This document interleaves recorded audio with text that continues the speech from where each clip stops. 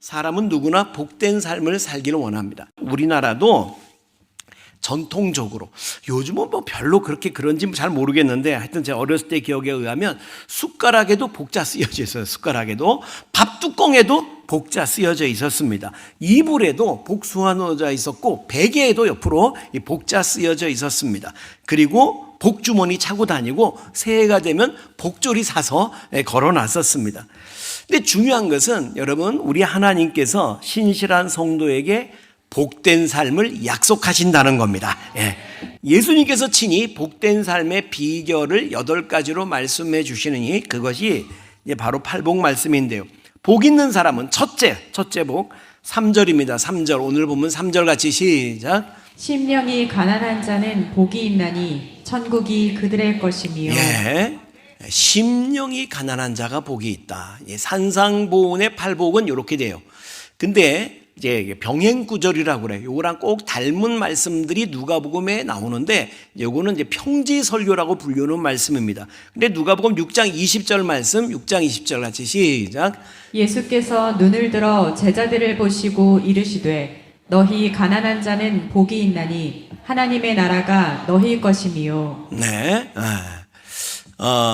여기 보면 근데 심령이란 말이 빠져 있어요. 가난한 자는 복이 있나니 이렇게 돼서, 가난한 자는 복이 있나니. 김현성 권사님, 부자가 복이 있어요? 가난한 사람이 복이 있어요? 그러니까 정답을 말하려고 그러지 말고 심보에 있는 얘기를 솔직하게 하는 게 중요해. 부자가 복이 있어요? 가난한 사람이 복이 있어요? 부자가 복이 있지. 부자가 가난해가지고 여러분 돈 꾸러 다닌 적 있어요? 얼마나 서러운데. 근데 왜 예수님은 가난한 자가 복이 있다 이렇게 말하냐? 제가 어렸던 시절에 초등학교 다닐 때 주일학교 예배를 드리면 전도사님이 늘 좋은 말씀을 하셔요. 예수님에 대한 이미지가 굉장히 좋았습니다. 예수님은 사랑이 많으시고 참 좋으신 분.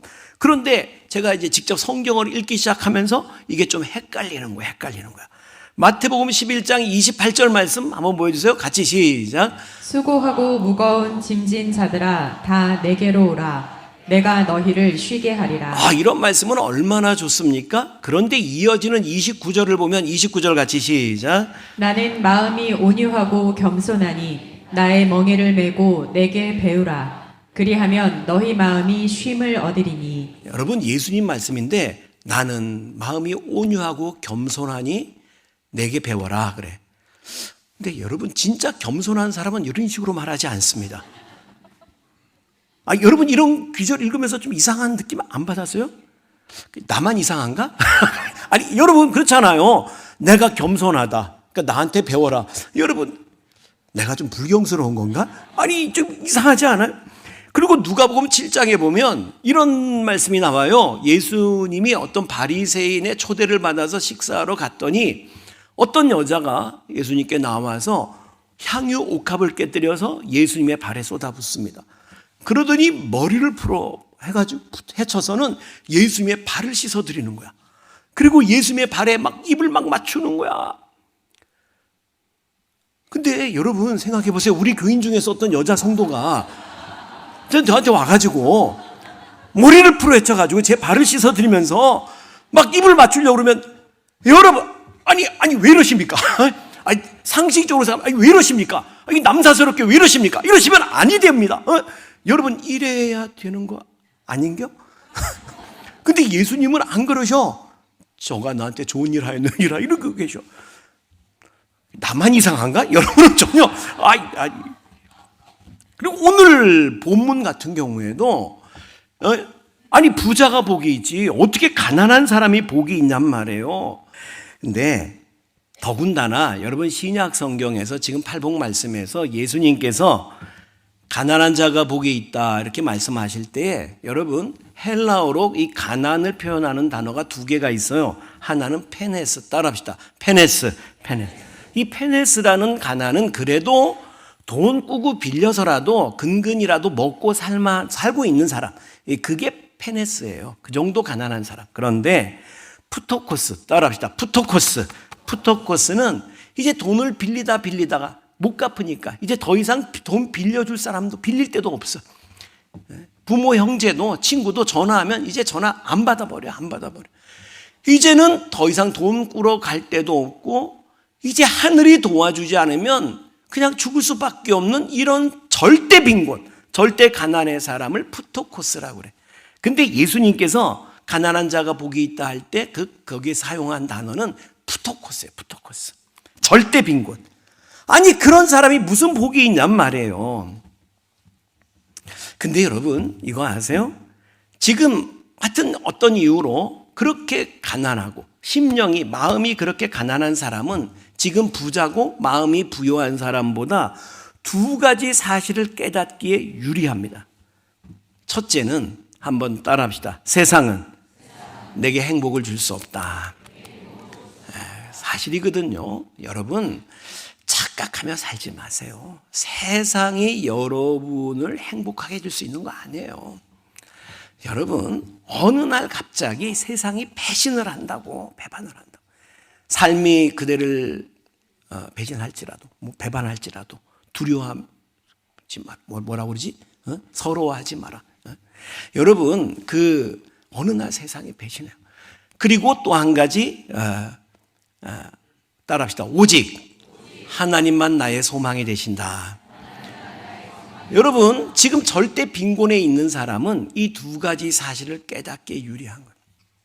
그래서 그 사람은 간절한 마음으로 하나님 앞에 나아가게 되는데 더 이상 세상이 나를 행복하게 해줄 수 없으니까, 세상에서는 아무 희망이 없으니까 하나님 앞에 나아가게 되는데, 여러분 그것이 복인 줄로 믿으시기 바랍니다. 그러니까 여러분 기적은 그때 일어나요. 정말 난 주님밖에 없습니다. 내겐 주님밖에 없습니다. 주님 이 손 붙잡아 주십시오. 주님 아니면 난 살 수가 없습니다. 여러분이 신앙생활하면서 기적과도 같은 은혜를 누리기 원하시면 세상과 나는 간 곳 없고 구속한 주만 보이도다. 오직 나는 다른 건 이제 더 이상 내게 아무 의미가 없습니다. 주님밖에 없습니다. 그 절절함이 터져 나와야 되는데, 옆에 사람 한번 얼굴 보세요. 옆에 사람 한번 얼굴 보세요. 이렇게 말해 주세요. 근데 얼굴이 너무 지성적이야. 시작. 빨리 얘기해 줘요. 지성적이야. 여기서 지성적이란 말은 지랄 같은 성격을 말합니다. 이렇게 지랄. 여러분 교회 다닌다고 하나님 믿는다고 하면서 사실은 하나님은 둘째야. 사실은 찬송을 불러도 사람 보이려고, 기도를 해도 사람들이 뭐라고 말할까 그거에 걱정이 앞서는 거예요. 오늘 본문에 심령이 가난한 자가 복이 있다 그랬는데, 여러분 어떤 경우에 우리의 심령이, 우리 마음이, 우리 영혼이 가난해질까요? 좀 전에 말씀드린 대로 푸토코스, 정말 절대 빈곤에 있는 사람 마음이 가난하죠. 그리고 병원에 갔는데 암입니다. 그것도 초기입니다. 그러면 좀 안돼. 왜 이제 오셨습니까? 너무 늦었습니다. 여러분 그런 말 들은 사람, 예쁘고 능력 많은 친구 앞에서 못생기고 재주 없는 나, 그래서 사람들에게 아무 관심 받지 못하는 자신을 보낼 때 여러분 그 마음은 한없이 가난해집니다. 어떻습니까? 여러분 지금 여러분 가운데 이런저런 이유로 마음이 가난하신 분 계십니까? 제가 가난으로 이행시에 지어볼게요. 이행시 한번 운을 띄워주세요. 가난을 거꾸로 하면 난가? 괜찮아. 저쪽은 별로 재미없나 보다. 여러분 지금 심령이 이런저런 이유로 가난하십니까? 그걸 인정하는 게 중요해요. 나는 마음이 가난한 사람입니다. 한나가 실로 성전에서 눈물로 기도했던 한나, 나는 마음이 원통한 자라. 나는 마음이 원통한 자라. 나는 애를 못 낳고 첩녀는 애를 낳아가지고 오히려 본부인인 나를 괄시한, 나는 마음이 원통한 자라.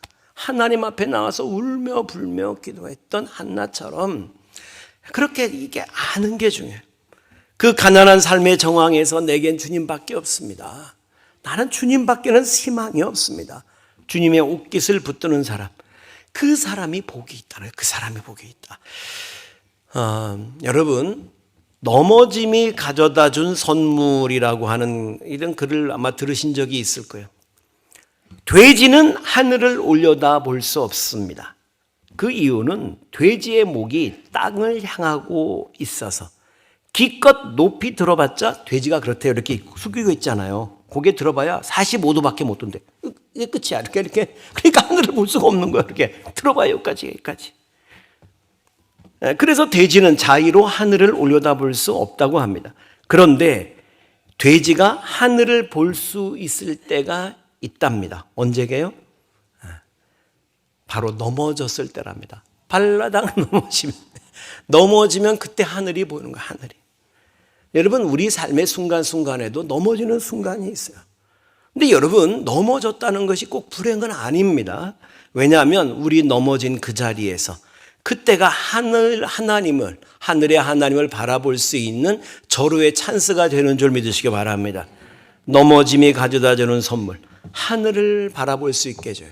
그렇습니다. 넘어짐도 때로는 감사가 됩니다. 누가복음 15장에 보면 탕자의 비유, 여러분이 잘 아는 탕자의 비유가 나옵니다. 16절 17절 말씀 보실까요? 같이 시작.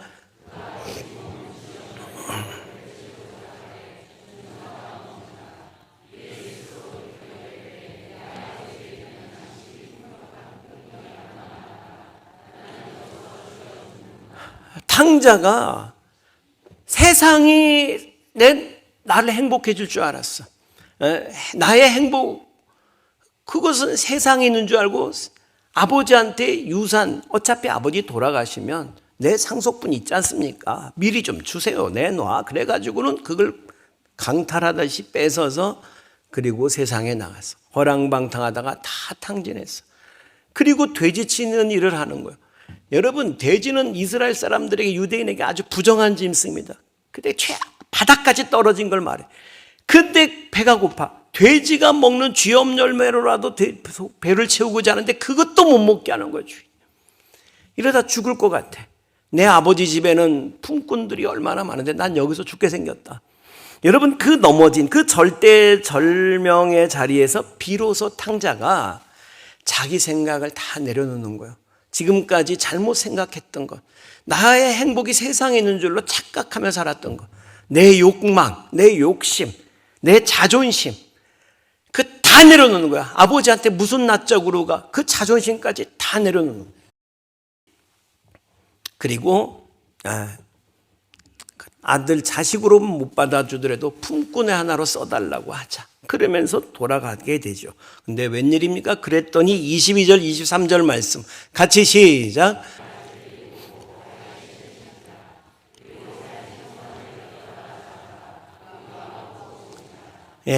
종놈들은 원래 종으로 써달라고 그랬는데 종은 발에 신을 안 신었습니다. 못 신었습니다. 이때. 그런데 발에 신을 신기고 제일 좋은 옷을 내어다 입히고 손에 가락지, 이 상속자의 표시입니다. 가락지를 끼우고 송아지를 내어 잡아라. 잔치를 벌려줍니다. 여러분, 우리가 정말 내 생각, 세상을 향했던 내 모든 그 허영심, 욕망, 내 자존심 다 내려놓고 오직 주님 어깨 붙잡을 때 주님께서 저와 여러분 위해서 잔치 벌려주실 걸 믿으시기 바랍니다. 여러분, 내 힘이 셉니까? 하나님 힘이 셉니까? 당연하지. 어떻게 비교하겠어요? 여러분, 하나님이 한번 도와주시면, 밀어주시면 될 줄로, 해결될 줄로 믿으시기 바랍니다. 하나님은 우리 인생의 마디마디에, 그런데 특별히 큰 축복을 주시기 전에 먼저 확인을 원하시는 거예요. 네가 나 정말 사랑하느냐. 여러분, 욥 아시죠? 욥 잘 아시죠? 어느 날 천상의, 욥기 1장에 보면 천상의 세계가 기록되어 있는데 그게 우리가 어떻게 다 알겠어요? 그냥 우리가 알아들을 수 있는 말로 그냥 우리 수준에서 이렇게 적어 놓은 겁니다. 하나님이 마귀한테 그래요. 너 내 종 욥을 유의해 보았느냐? 그와 같이 온전하고 정직하며 하나님을 경외하고 악에서 떠난 자가 없느니라. 하나님이 욥을 칭찬을 해요. 그랬더니 마귀란 놈이 그래요. 하나님, 욥이 어찌 까닭 없이 하나님을 경외하겠습니까? 하나님이 그가 손으로 하는 모든 일에 복을 내리시고 그의 소유물이 땅에 넘치게 하니까 그러지, 하나님 한번 그의 거 다 뺏어 보세요. 그러면 당장에 하나님 욕하고 원망하고 떠날 겁니다. 진짜 그렇게 생각해? 나하고 한번 얘기 한번 해볼까? 이렇게 진행이 되는 거죠. 하루아침에 건강 잃고 재산 잃고 심지어 자식도 잃습니다. 근데 그때 욥이 하는 말 여러분 잘 아시죠? 그때 하나님 욥이 땅에 엎드려 예배하며 이렇게 기록되어 있어요. 예배하고 하나님께 오히려 예배하고 찬송. 내가 모태에서 엄마 뱃속에서 알몸으로 나왔으니 내 알몸 하나 그리로 돌아가 올지라. 주신 이도 여호와시요 거두신 이도 여호와시니 여호와께서 찬송을 받으실지니이다. 여러분 그의 결국이 어떻게 됩니까? 갑절의 축복을 받게 된 거 믿으시기 바랍니다. 여러분 인생의 고비고비 그 가난한 마음의 자리에서 주님 나한테 주님밖에 없습니다. 내가 주님 사랑합니다. 고백하고 정말 욥처럼 주님께 옳다 인정을 받고 탕자처럼 주님께서 베풀어 주시는 그 잔치를 누리게 되는 여러분 되시기를 축원합니다. 근데 이제 그 가난한 마음의 자리에서도 하나님 안 붙잡고 엉뚱한 거 붙잡는 사람, 이 사람들은 망할 길 가는 거고, 그런데 좀 살만하다고, 이제 난 그래도 난 푸토코스 아니라고, 난 괜찮다고 생각하는 분들이 있어요. 그래서 아직도 쇳소리 안 나오는 분들이 있어요. 기도 절대절명의 기도가 안 나오는 분들 정신 차리세요. 여러분 하나님이 지켜주지 않으면 아무것도 아닙니다. 아까 말했잖아요. 욥 하루아침에 다 잃었다니까. 재산도 잃고 자식 잃고 건강 잃고. 여러분 그걸 아는 다윗이 누구예요? 왕이잖아. 왕, 이스라엘 왕인데도 스스로를 가난한 사람이라고 칭합니다. 시편 40편 17절 말씀 보세요. 시편 40절 시작.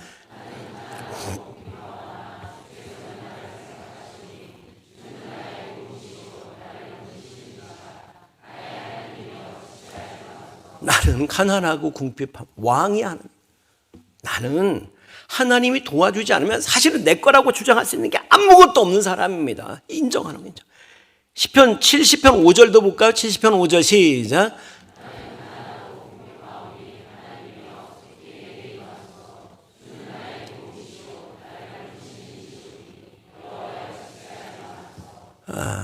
시편 86편 1절까지 마지막 읽어봅시다. 시작.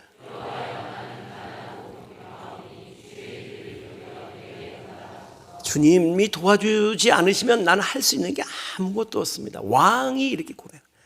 여러분 이것이 심령이 가난한 거예요.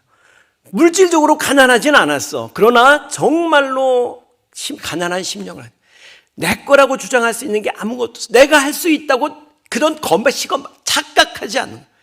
여러분 그래서 다윗이 그 복된 삶을 살아가게 되는 거예요. 여러분 한번 따라합시다. 주님, 내겐 주님밖에 없습니다. 다시 한번 주님이 도와주지 않으시면 난 아무것도 할 수 없습니다. 고백하면 여러분 좋은 일이 있을 줄로 믿습니다. 여러분 어떤 이유로 심령이 가난하십니까? 여러분 행복을 찾아서 산 넘고 물 건너 헤매지 마세요. 세상에서 헤매지 마세요. 한번 따라합시다. 네 안에 나 있다. 주님 여러분 이미 곁에 여러분 안에 와 계셔요. 사람 찾아다니지 말고 여러분 어려울 때 막 전화통 붙잡고 사람 붙잡고 하소연하지 말고 주님 앞에 통곡하며 좀 기도해 보세요. 애통하며 기도해 보세요. 그러면 역사가 일어납니다. 여러분 본문 4절 두 번째 복이 이렇게 말씀하잖아요. 같이 시작. 여러분 가난에서 애통이 나오는 거예요. 사실은 1절에서 첫 번째 복에서 두 번째 복이 나오는 거예요. 사실은 나는 내 힘으로 아무것도 할 수 없습니다. 그 사람이 애통하게 되는 거예요. 애통하게 절박함에서 오라 나는 곤고한 사람이로다. 이 사망의 몸에서 누가 나를 건져내랴. 그런 사람을 주님이 위로해 주신다는 거예요. 위로를 받을 것이며. 근데 여러분 그거 아세요?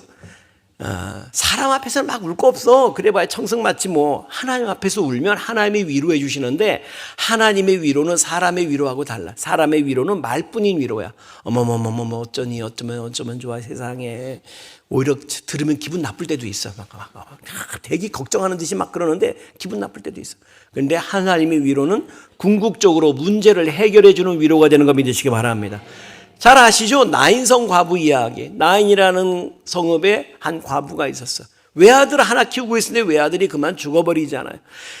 과부에게 외아들은 모든 거잖아요. 과부에게 무슨 다른 희망이 있겠어요? 외아들 하나 바라보고 사는데 이 외아들이 그만 죽어버렸어요. 울며 상여를 지고 나오는데 예수님을 만나게 되죠. 여러분 인생길에서 정말 누구를 만나느냐는 거 정말 중요합니다. 여러분 교제권을 검토하세요. 여러분 아메이 하는 사람 만나면 돌아올 때 치약 하나씩 들고 올 가능성이 큽니다. 여러분. 근데 예수님을 만나잖아요. 예수님의 위로와 은혜를 입고 돌아오는 거야. 할렐루야. 예수님을 만났어요. 상여를 메고 나가다가 예수님이 과부 보고, 그 외아들 잃어버린 과부 보고 울지 마라 말씀하세요. 아니 이게 말이 돼요? 과부가 외아들 잃어서 우는데 그 울지 말라고 한다고 해서 그게 될 일이냐고. 근데 예수님이 울지 마라 할 때는 이미 예수님은 대책을 이미 세워놓으신 거예요. 그 관 위에 손을 대시고 청년아 내가 내게 명하노니 일어나라. 일어난 줄로 믿으시기 바랍니다. 태초에 천지를 창조하신 하나님이 생명을 주신 분, 마지막 때에 죽은 자들을 다시 살리고 심판하실 분이에요. 일어나라. 뭐요? 일어나. 여러분 문제를 궁극적으로 해결해 주셔. 여러분 주님께서 여러분의 문제도 정말 주님 앞에 나아가서 애통하며 부르짖을 때에 근본적으로 해결해 주시는 위로를 경험하게 되기를 축복합니다. 예. 그리고 나서 정말 그냥 뭐 주면 좋고 아니면 말고 그냥 물에 물 탄 듯 술에 술 탄 듯 그렇게 신앙생활에서 그런 은혜를 경험하지 못합니다. 그래서 예수님이 그래요. 차든지 덥든지 하라.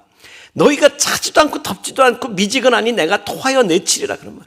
정말 기광의 신앙생활 하는 것, 뜨겁게 기도해도 정말 목숨을 거는 기도를 한번 하는 것. 그리고 그 은혜를 누리고 그리고 나서 상처 입은 치유자로 쓰임 받는 겁니다. 고린도후서 1장 3절 4절 말씀 같이 시작.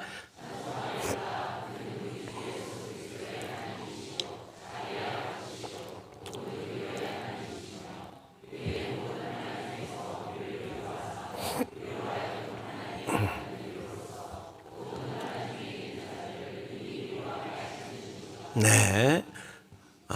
우리가 환난 중에 있을 때 주님 우리를 위로해 주시고 그 받은 위로로 말미암아 환난을 이겨내고 이제는 환난 당하는 자들을 능히 위로하게 하시는 여러분 상처 입은 치유자로 쓰임 받게 되기를 축복합니다.